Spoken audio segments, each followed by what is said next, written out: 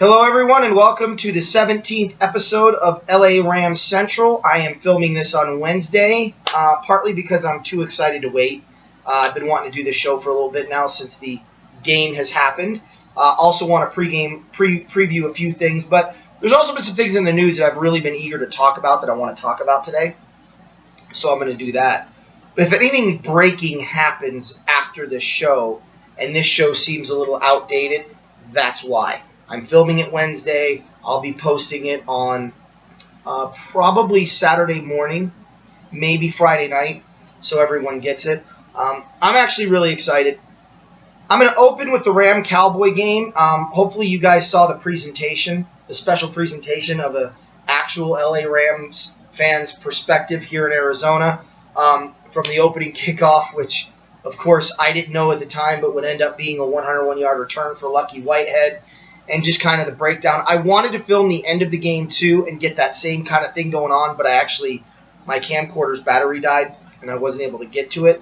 So I was able to charge it briefly, but then able to film a little bit of the after game, or the post game. So when they were interviewing, which I thought was a really informative interview with Aaron Donald. So I'll talk a little bit about that. And then I'm going to go into what I'm looking for with Week 2 with the Rams and Chiefs in the LA Coliseum and kind of what the expectations are. And then I'm going to talk about other teams I am looking at in Week 2 just because I'm curious to see how they work out and what they do.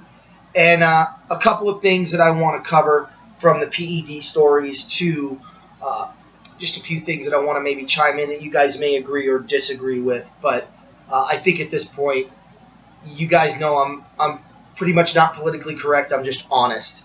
And I approach things with a much different perspective, I think, that maybe other people may present with. So with that being said, I'm going to go ahead and start with the LA Rams and Dallas Cowboy game. I got to say, to see the graphic and all of that stuff, I was pretty quiet during the filming because I was just kind of taking it all in and really getting excited about what I was seeing. The game itself was entertaining for a preseason game. The three keys, if you guys don't remember, I said there were three things I was looking for. The first team to get off the field, which they didn't do. The 2s and 3s to kind of dominate the line of scrimmage, which I felt like they did at times. That gave me some confidence with the depth that the Rams have. And Legatron getting his mojo back didn't happen either. They didn't even put Legatron in the game, which I'm a little confused about. Jury's out on this kicker. It's easy to make a preseason kick.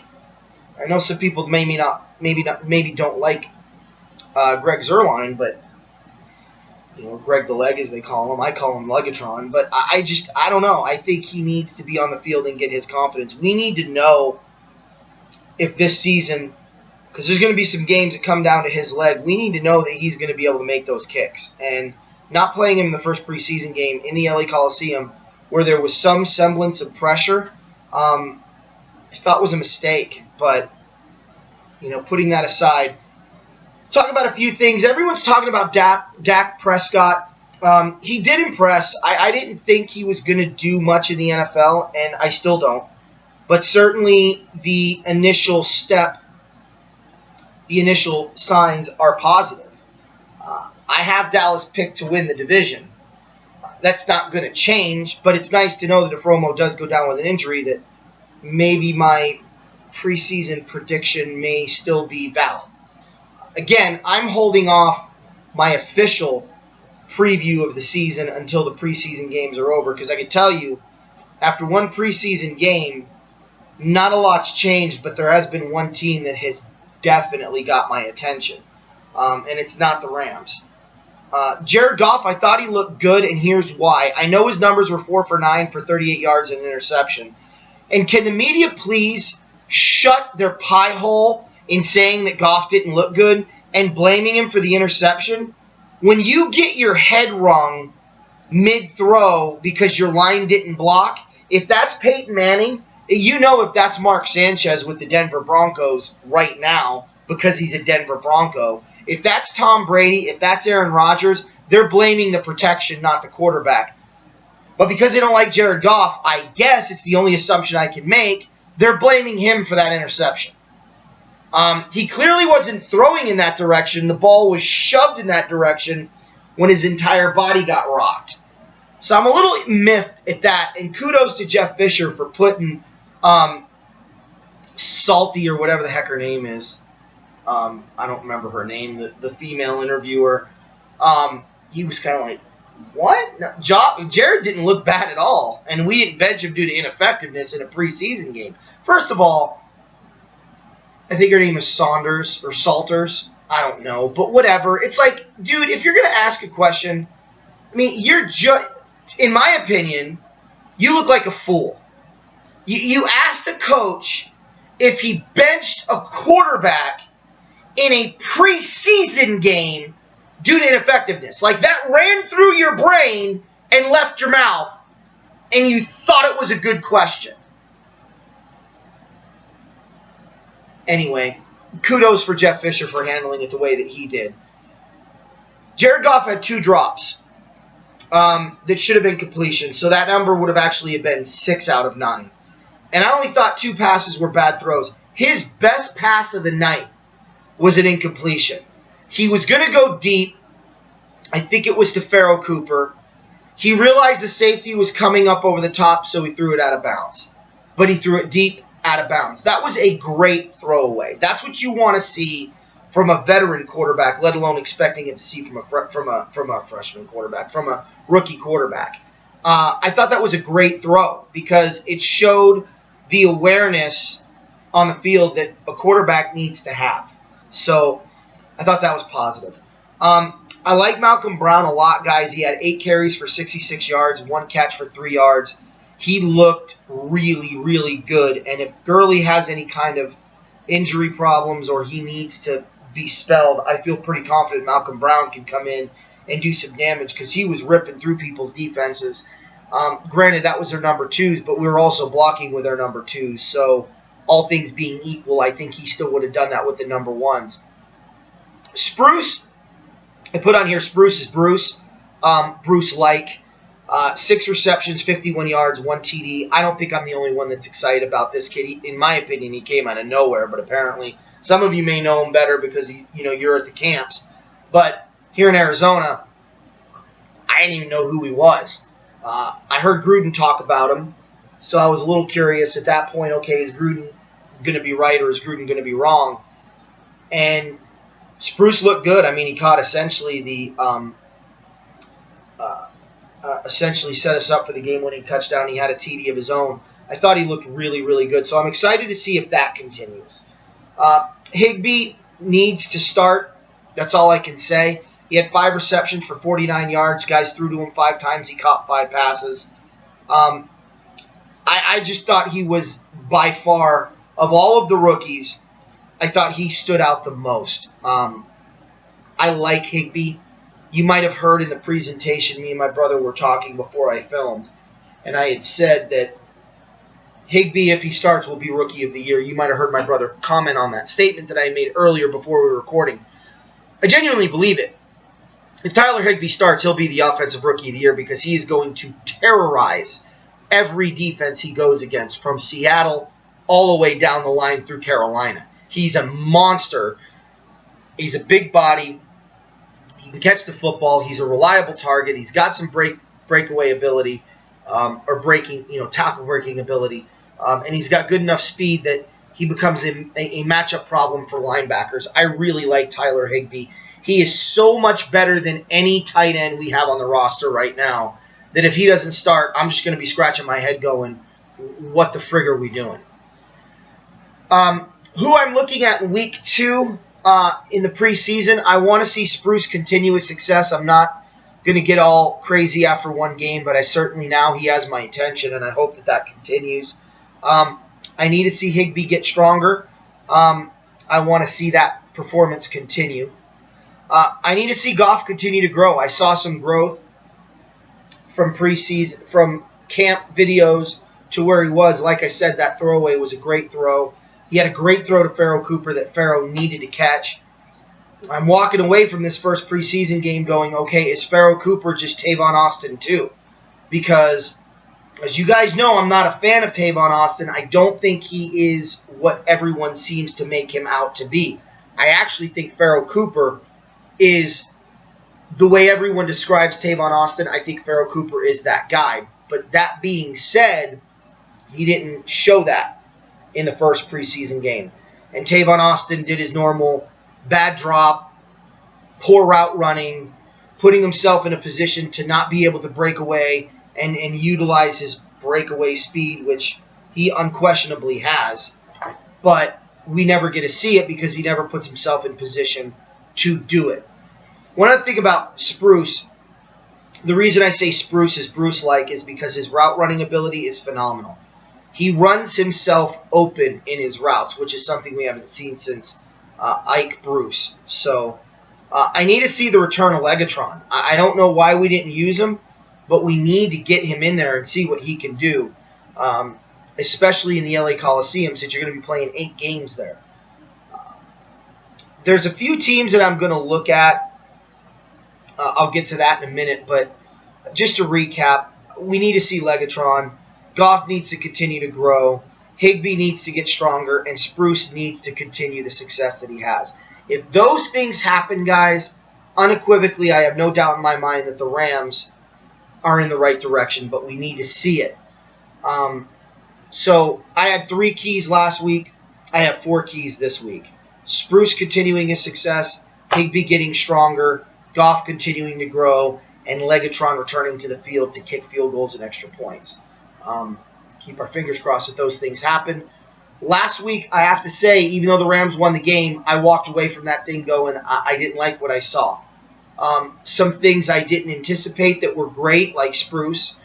Higbee playing better than I expected. I didn't expect him to go 5 for 5, be targeted 5 times for 5 completions, and damn near 5 first downs on his completions. It might have even been 5 first downs now that I think about it. But you got to get the ones off the field, especially against a team that everyone thinks is a playoff team. And the 2s and 3s, they need to continue what they did. That's the only check mark I had. They dominated the line of scrimmage most of the game. Even though we were losing 24-7, we were moving the ball, and I saw some movement there with the 2s and the 3s. But Legatron not returning was another bad check mark. So even though we won the game, I look at week 1 and go, I got to see more. I didn't like what I saw. Nice to get that win, but it's preseason. It doesn't mean nothing. You can go 4-0 in the preseason. When week 1 comes around, you're 0-0. And those are the games that matter. And that's why I'm looking for these things, because these are the things that are going to determine whether the game matters or not. Come time for actual games, these are things that we need to see to go in confident that they can go 11-5 and win the wild card spot, or 10-6. Didn't like what I saw mostly, but the 2s and 3s dominating line of scrimmage was positive for sure, and obviously the emergence of Spruce and Higbee impressing beyond what I was expecting are all good things, but we've got to see more, and Goff needs to continue to grow. I need to see more of him in the preseason, and I'm sure we will in week 2. Because week 3 it looks like it's going to be Case Keenum the whole time, or most of the time. So, we'll have a different set of things I'm looking for there. That wraps up the first segment. We'll do the second segment next, which is going to talk about other teams that I'm looking at, and kind of why, and who's the most impressive team from the first week of preseason. Can you even say that? And now that I have said that, well, who is it?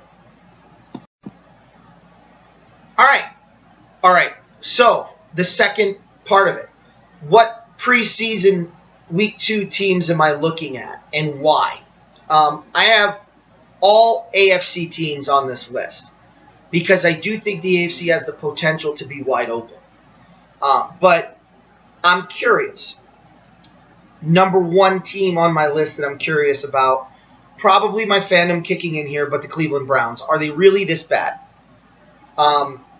What can we expect? Everyone's talking about, Duke Johnson and a couple of the other Brown running backs. One's a secret weapon, one's this, one's that. RG3, how does he look? I guess I'm looking at Cleveland more from a fantasy football perspective. Is there somebody there that I can get cheap in the fantasy football that no one's going to think. This happened to me a few years ago when I got Peyton Hillis out of the Cleveland Browns. Picked him up when no one else did, got him for like $3, and he ended up dominating that year. But I'm also looking at it, I think, because I'm not a big fantasy football person. I don't get involved. I'm not going to do a fantasy football show or what I think or how I think or any of that garbage. Because in the end, you're watching this because you want to watch the Rams and you're a football fan. You're not watching this for any other reason.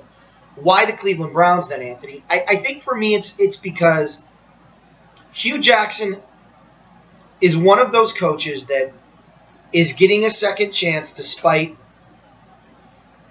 prior coaching experiences not going well, or head coaching. I think he had one other head coaching experience. He's coming from Cincinnati. The Browns winning is good for football. It's especially good for our generation, us 30-plus-year-olds. I would even argue young 40-year-olds. Because the Browns are a staple to what we remember from the 80s.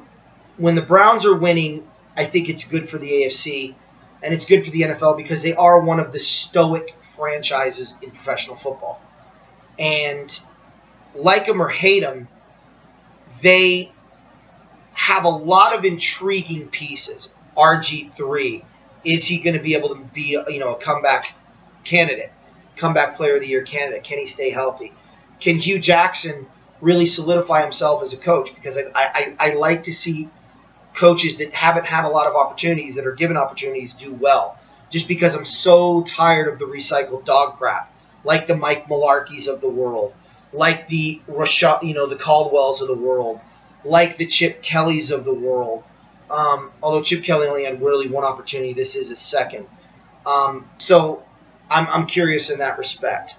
I'm also curious because if the Browns are good, then that's going to make the Steelers better, that's going to make the Ravens better, and that's going to make the Bengals better. And that's going to make that division a little bit more intriguing, considering that I already think 3 of the 4 teams are going to be competitive. If you can have 4 of the 4 teams be competitive, now you've got yourself a division that maybe the Super Bowl isn't New England, maybe it's one of those teams. So it'll be interesting. The Oakland Raiders, for obvious reasons, everyone's high on Oakland, myself included. I like what the Raiders did in the offseason. I like what the Raiders did in the first preseason game. I like the young quarterback that no one saw coming, that is just basically silently shutting people up, down, out, and performing. Those receivers are amazing. Crabtree really has resurrected his career. So there's a lot of positives there that I'm looking for with Oakland, and for obvious reasons. The Miami Dolphins are number 3, and the reason I have the Dolphins at number 3 is because I think if anybody in the last 7 years has a legitimate shot at upending the Patriots out of that division number 1 spot, it's this Dolphin team. Between the free agents they got last year, the free agents they got this year, the coaching changes, this is an organization that has a lot of talent that, if it comes together, could do a lot of good things. The question is, will they? And I don't know. But that's why I'm watching the second preseason game, because do we see the Dolphins start to make a movement in that direction? The third preseason games where the starters play, so the Dolphins will probably be on this list again. But you got to have depth as well, because we all know if you get injuries and you don't have guys to back them up, that's going to hurt. So this second preseason game, I think, is going to serve that purpose. So if you're a Dolphin fan, I think this second and third preseason game are really the ones you should be following the closest. Certainly not the fourth and certainly not the first. We got to see what the Dolphins are made of, if they're even going to be able to compete with New England for the division. I have them pick second, but they could be one if things break in their favor and these guys, continue or proceed to impress. Who's the most impressive team in week 1? Guys, look, it's preseason. I don't mean to make anything overblown. I really don't. What the Tennessee Titans did in week 1, and I know they played the Chargers, was beyond impressive. If that running game is going to be that effective, they will win the division. because their defense is going to be better just by virtue of not being on the field. Their quarterback's going to be better by virtue of no pressure. And they're going to be in a lot of football games. And when you're in football games and you can run the ball, you win a lot of football games. So I'm really, I'm not watching the Titans yet. I'm not going to watch an entire preseason. I might watch the starters. I might watch the first quarter. But if they impress again this week, I will definitely be glued to the television week 3. But they were the most impressive preseason team because they thoroughly... It was like watching a college team play at FBS school. I mean, it was ridiculous. They were just blowing them off the ball like it was paper mache. And DeMarco Murray, who I think is the best running back in football, I said that, and I've said that for a few years now, ever since he was in Dallas. I think he's the best running back in football. He was underutilized in Philly and never got an opportunity to really show his stuff, and he was running in the wrong system. Adrian Peterson's old, and Gurley has to prove it. DeMarco's already proved it. And if he's in an organization where he's going to get an opportunity, maybe Mike Mularkey's one of those recycled dog poops that actually pays off because he's running the football. This guy, DeMarco Murray, he's hard to tackle. He's got breakaway speed, and he will knock your teeth down your throat if you try to tackle him head on. He is not to be toyed with. And if the Titans are going to utilize this 3-4 running back set as effectively as they did in the first preseason game, and we'll find out in the third preseason game. Again, I'm just going to kind of scoreboard watch and highlight watch to see if I need to actually watch week 3 of the preseason with Tennessee because, they look like a scary football team right now. They really, really do. So, a couple things I'm going to talk about in the third segment. PED story, NFL bias on reporting, how quickly things change with predictions. I thought that was pretty funny this weekend.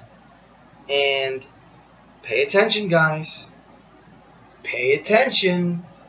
There's some things to look for, some things to look forward to, and there's some things going on that if you're paying attention, you can see some of these teams starting to come around.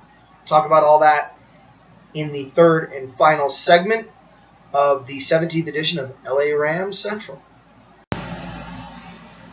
Okay, PEDs. I think that's a can of worms that y'all don't want to open.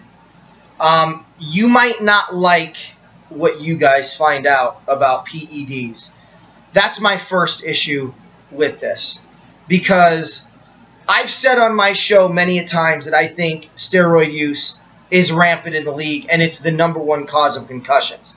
And the reason I've said that and believe that and will believe that till the day I die is you're pulling fluid from the body and inserting it in places to overinflate the muscle. The first place it's going to pull excess fluid is from the cerebral cortex or the brain, which means the brain doesn't have the sloshing around that it normally has. I don't know what the percentage is, and I'm not going to claim to know what the percentage is.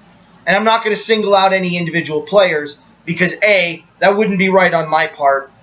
B, I have no evidence to prove it. And C, I'm not a credible news source. I can only go with what I assume. And what I assume is it's probably pretty rampant in the National Football League. It's certainly, their version of drug testing is laughable at times. It's, we're going to test you on this date at this time for this many days on these days for the month. Real easy to avoid it. So what Al Jazeera Network did, and for those of you that don't know what Al Jazeera Network is, it's a political news source that some people deem credible. They have an agenda like everybody else. As far as I'm concerned, especially based off the most recent political shenanigans they pulled off last year or 2 years ago and 4 years ago for that matter during the 2012 United States election. And I'm not going to get into that because this isn't a political show, but they certainly lost a lot of credibility, all right? Especially with what's happened on the political front. So to consider them a credible news source like our just ridiculously bad commissioner has since decided is laughable. And it's not right to call guys out of practice, break up their routine while they're trying to get ready for a season because you want to question them on a news source that is one of the least credible news sources as of the last 4 years. You're trying to make a political statement, I think that's my only conclusion, and you're an idiot for doing it. As far as performance-enhancing drugs go, guys, I'm not going to sit here and tell you that it's something that should be tolerated. But I am going to tell you, you open that can of worms, you're not going to like what you see. It's not something you can just simply address and it's over and done with. Because the amount of athletes you would have to address on this issue would be pretty substantial. Again, I'm not going to say who I think is on it because I have no evidence and I can't, or would I, put somebody, either their favorite player or their favorite team, in a position where now they have to defend themselves from some fat, hairy schmuck who has a website or a YouTube channel who talks about Rams football. I'm not going to do it. But I will tell you that I think it is pretty rampant in the National Football League, on my team included. So don't open that can of worms unless you're really willing to address it. And I think Roger Goodell has proven, based on the money he forked out with the concussion storyline, that he doesn't want to address it. Because if he wanted to address concussions, then he should have addressed performance-enhancing drugs and steroid use. I also think there is a percentage of players in that large percentage that are on performance-enhancing drugs that don't even know they're on it. I know some people scoff at that and go like, you don't know what you're putting into your body. No, because sometimes you're being told you're putting something in your body that isn't what they said it was. And, you know, it's not like one day they can't bench press this remote and then the next day they're bench pressing a bus. Nothing works that quickly. You just think that whatever you're taking is working over time, kind of like when you're on a weight loss program. So that's going to be all I say right now on PEDs until more of the story unfolds. Do I think the players should go to Roger Goodell? Well, ultimately, if they choose not to do so, that's their choice. And I don't think it presumes guilt one way or the other, whether they go or they don't go. Because I don't think the NFL is willing to open up that can of worms. In fact, I'm fairly certain in saying I know they're not. Next issue. NFL bias in reporting. It's gross. I'm done with it. I heard one guy say, in one breath, Dak Prescott's impressive, he really looks like the future, and then turn around and say about another quarterback, it's one preseason game, we really can't assess. I hear one guy, Carson Wentz, who has similar statistics as Jared Goff. Wentz looked impressive, Goff struggled. Same numbers. I think he had 57 yards on 4 for 9 with a pick. The difference between the two is Goff had a guy drop a pass. Goff got hurt when he got hit, but kept playing. Wentz didn't play again. I don't know. It's ridiculous. We're not watching the NFL Network to see you become a homer and root for your team and go, yay, Cowboys, like Michael Irvin does. Or, yay, Chargers or Falcons or 49ers or whoever. It's like, guys, again, Steelers, 49ers, Cowboys, Packers, Broncos, Seahawks. I don't care if they're 0-15. If they win this week, they're going to win the Super Bowl. No, they were eliminated 7 weeks ago. Shut your mouth. Like, how ridiculous was it last year with the Cowboys? When they were amongst their, 11-game losing streak, and every week we had to hear Michael Irvin give a scenario on how Dallas can win the division. Well, you got to win a game first. Try doing that, and then let's talk about Dallas winning the division. We didn't know about the Redskins until week gosh darn 14. Are you kidding me? I'm just tired of the biases. I'm tired of it. Your job is to report the events of the week. That's it. And there were a lot of stories over the course of weeks 2 through 17 that didn't get reported. There were a lot of teams that have made moves over the last 2 years that have slowly gotten better that they will not acknowledge. I'll get to that in the final segment of this episode, of this part of the show. Stop. It's disgusting. So here's my encouragement, my words of advice. My show is going to, come week 1, there will be a mid-segment where I will talk about the most impressive events of that week. It may have nothing to do with the Rams, and I'm a Ram fan. I'm honestly going to look at the week and go, who impressed this week? Maybe it's a 1-3 team. Maybe it's the 3-0 Patriots. But at least you know it's sincere. And I had said when I first started this show that I wouldn't cover certain teams. I'm going to backtrack on that. If they impress, I'll talk about them.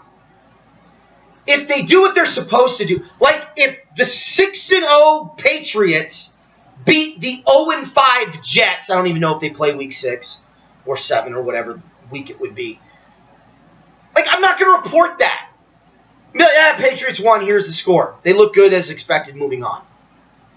Like, that's not new. I'm not going to spend 20 minutes of my mid part of the show, the second part of the show, talking about that. Like, it doesn't make sense.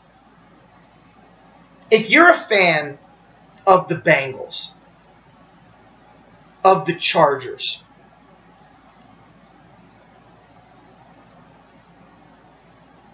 of the Cardinals, of the Saints, of the Falcons, the Buccaneers, the Bears, even the Eagles, your team performs or impresses that week, they will be talked about. 5 or 6 games. And I'll point to the helmet.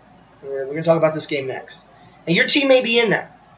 Because I'm going to talk about the best games and the best stories from those games.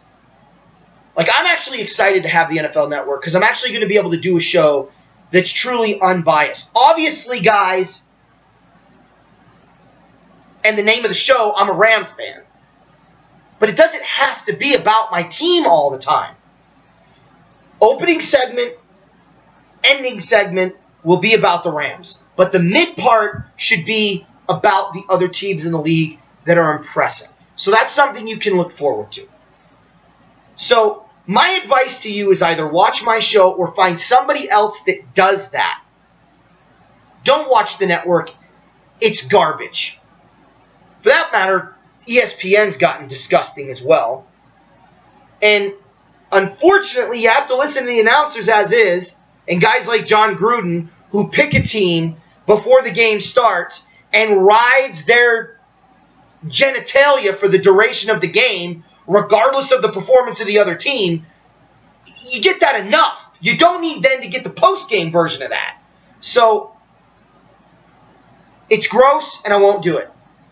And I'm going to backtrack on what I said. If the Seahawks, if the Broncos, if the Patriots, if they legitimately impress, I will report. Isn't it funny how quickly things change? All summer long, we heard the Buffalo Bills are going to win the Super Bowl. Bills should make the playoffs. The Bills look really good. Rex Ryan, the Bills. You know what I'm hearing today? You know, Rex Ryan really shouldn't be on the hot seat. I mean, all these injuries and all this, it's really a shame what's happened to the Buffalo Bills.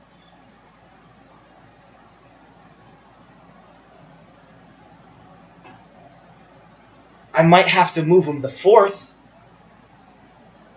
But it's not like I had him in the playoffs. And if you did, you suck at evaluating talent. Sorry, you suck at it. The Bills weren't impressive to begin with. The Jets, Ryan Fitzpatrick. One good year. Ryan, I can't beat the Buffalo Bills, Fitzpatrick. Can I move him to 5th? There's only 4 teams in the division, but I would if I could. It's like the Broncos. Denver is still going to win the Super Bowl. They lost their number 1 lineman to free agency. They lost their number 2 lineman to injury. They lost one of their top 3 linebackers to free agency. They lost 2 cornerbacks to free agency. Somehow. So let me get this straight. This goes to Mark Schlereth and Mike in the Morning and all the guys on Mike in the Morning. Let me get this straight. Gary Kubiak is such a terrible football coach, or such a great football coach, take your pick, or the league was so pathetic last year that the Broncos were able to win a Super Bowl with the least talented guys on their roster playing. Like Trevathan wasn't very good, but he started. The guy replacing him apparently is better if you listen to these jackwagons talk. Right? The 2 linemen they lost. No worries there. They're still better. Oh, actually, these guys are better. So Gary Kubiak's that dumb. Or the league is that bad. Take your pick. I don't think you're going to preach that, because you might lose a paycheck. Really? Denver didn't improve. Like, I don't know how many times I have to say, they beat the Bears 22-0 in the preseason. What the friggin' do? You could beat the Bears in the preseason 22-0. Jay friggin' Cutler and Matt Forte. I got the Bears out of the playoffs by a long shot.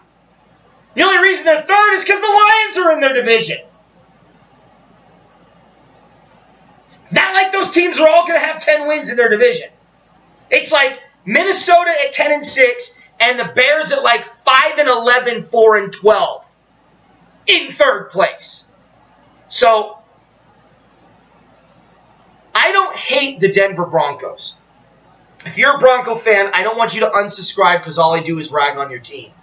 What irritates the living bejesus out of me, though, is when you can't acknowledge that your team lost talent. To assume just because you won it last year, you're going back this year is preposterous. It doesn't happen very often. And the Denver Broncos went back in 98 because they had John Elway at quarterback. Terrell Davis returned at running back. Neil Smith returned at D-line. I think they even had Romanowski, if I remember correctly. Atwater returned. Everyone returned. They had a couple of key losses, like little guys, contributors. But the core stayed the same. The core didn't stay the same. So I don't know why this is a thing. So I can root for Denver now, because Peyton Manning's gone. I won't root for Peyton Manning. I never could stand the guy. Thought he was an egotistical maniac that was way overblown. And you can tell me all the statistics you want. 5 guys in 3 years have passed for 5,000 yards because of the new rules. Prior to the new rules, 1 guy did it. 1. So, sorry. Any passing record that gets established in this era should have an asterisk. Because you can't touch the receiver. You can't hit the receiver. Like, this is what you have to do. I'm going to show you. I'm going to demonstrate. Okay? Here we go. Receiver catches the ball. The defender has to go, can I hit you now? Can I hit you now? Okay. Meanwhile, the receiver can do whatever they want to do. Push off the guy, stiff arm in midair. They can do all these things. It's not a record. It's a joke. What Adrian Peterson did, hella impressive. How do you rush for 2,000 yards in an era where no one runs the ball? No one runs the ball. That's impressive. And the cards are stacked against the running game. So, It's funny to me how quickly predictions change on some teams, but not on others. Like, if the Bills are in trouble because of what happened to them, how is Denver not in trouble with what happened to them all pre-season, all off-season long? And if I have to hear one more time about Colin Kaepernick going to Denver, I think I speak for Bronco fans, and correct me if I'm wrong. We all don't want butt fumble in Denver, right? We all agree on that. Do you really want Kaepernick? Kaepernick was good because of one guy. The most underrated coach in the history of the game, in my opinion. Like, nobody gives Harbaugh credit for what he did. Thank God he's out of San Francisco. But he's the reason Kaepernick was successful. Sorry, disagree all you want, it's true. Before Harbaugh, Kaepernick was an average second-round pick out of college. After Harbaugh left, Kaepernick's a pathetic excuse for a quarterback that the 49ers are desperately trying to discharge from their organization. And I think I speak on behalf of the Bronco fans. We got enough trash here. We don't want yours. Right? Oh, Kaepernick would be a great fit in Denver. Yeah, he would. You're right. He'd be a great fit in Denver for Oakland, Kansas City, and San Diego fans. He'd be a perfect fit in Denver. But for the folks in Denver, keep your garbage. They don't want it. I don't know, guys. I don't know why they're quick. You know, they're already starting to make excuses for their picks. Why? Because they don't pay attention. This is the last part of my show that I'm going to do. Pay attention, guys, right? I talked about this. If you see what the Rams have done, from Saffold to the kid from Baltimore that's now the center in free agency, Tavon Austin, which I'm not a fan of, but everyone's high on, Higbee this year, hopefully Farrell Cooper, this kid Spruce, Jared Goff. I got to say, Mannion impressed. He was a guy that was drafted a year ago. Case Keenum went 3-1 as a starter at the end of last year. I'm not a Keenum fan. You guys know that. It looks like he's going to start for us, so let's see what he can do. That defense was slowly built into a championship caliber defense. Like, them making the playoffs this year is not a surprise if you watched football for the last 2 years. If all you do is watch the scoreboard and go, I like this team because they won the Super Bowl. I'm a Seahawk fan now. I'm a Patriot fan now because they always win. Then yeah, it's a shock to you. You're an idiot. But if you're a fan of the game, like the Titans, holy crap. I'm looking at the roster, I'm going, well, they got that guy a few years ago. I remember being excited about that pick. Not because I'm a Titan fan, but because I like the kid. Patrick Henry from Alabama. DeMarco Murray in free agency. Everyone liked Marcus Mariota. And I hate the Oregon Ducks. It's another team that's impressed me. The Arizona Cardinals, obviously. But that's taken no one by surprise. What the Dolphins have done the last 2 years. 3 years in the draft. They've been building slowly for a great team. The Cincinnati Bengals didn't come out of nowhere. Andy Dalton was the final piece to the puzzle. But that's a shocker to everybody. Houston Texans. And, by and large, for the most part, the Dallas Cowboys. Which never takes anyone by surprise because they're all Cowboy fans up there. Pay attention. Not just to your team. If you're a fan of the game, pay attention. I'll tell you who had a really good draft this year. All kidding aside. Where are they? The Giants had a really good draft this year. I was really impressed with what they did. I think they're going to come up. I think they're an up-and-coming team. They're not going to be this year, but they could be. The Miami Dolphins obviously impressed me. I thought Cleveland, considering all the picks they had a nice draft. The Titans have had a couple of nice drafts. There's teams out there, guys, that aren't being talked about that you should be paying attention to.